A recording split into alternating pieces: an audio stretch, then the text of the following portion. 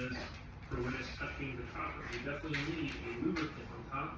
So you use your refrigerant oil, and you put refrigerant oil on there, and it just helps it glide and not scar the tubing. So you can see that these are pretty messed up. Now on this, you can see that it's not quite smooth. So, and that's why this one, a lot of times it has to do with just not putting the refrigerant oil on, but in this case, actually the toner's bad. I really like this eccentric turning tool, and I have this link down in the description section below. As I'm showing you see that what's going to happen is it's only going to be touching one part of the copper at a time.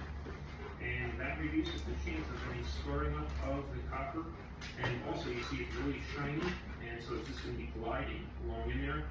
So there's not much of a chance of any scarring of the tubing with this. And we always use the refrigerant oil as well. Number 4 is you need to make sure to have refrigerant oil on the flare face before putting the connection together.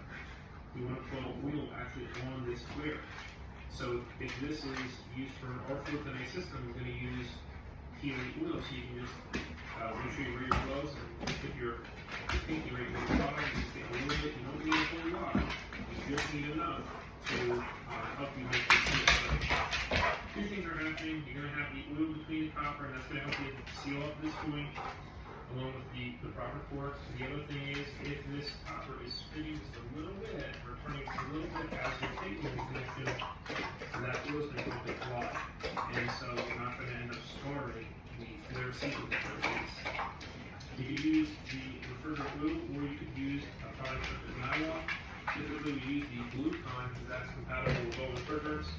But if you do use that, you're only going to use a tiny bit. So here's our nylon, and we would just use a tiny little bit. Now for a little something from using TV on us.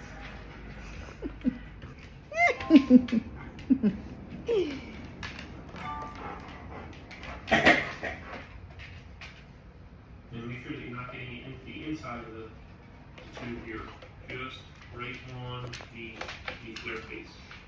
So just like that, you don't want to use too much, and you don't want it to be able to get into the inside of the tube. You don't want it to clog strainers or anything like that. Yoshiro. But I just typically carry a small container of quiere oil and another container of mineral oil, and I use the correct oil for the system. So whatever the system is running, if it's an R410A system, I use quiere oil. If it's an R22 system, I use mineral oil, just in case some of the oil ends up getting into the system from where the flares are. Number 5 would be the incorrect flare mount. So, for instance, this one's made specifically for mini-split systems in the high pressure, and this one's just made for plumbing. So you can see how much smaller this is, though the tube size is exactly the same. So you can tell that this one was made for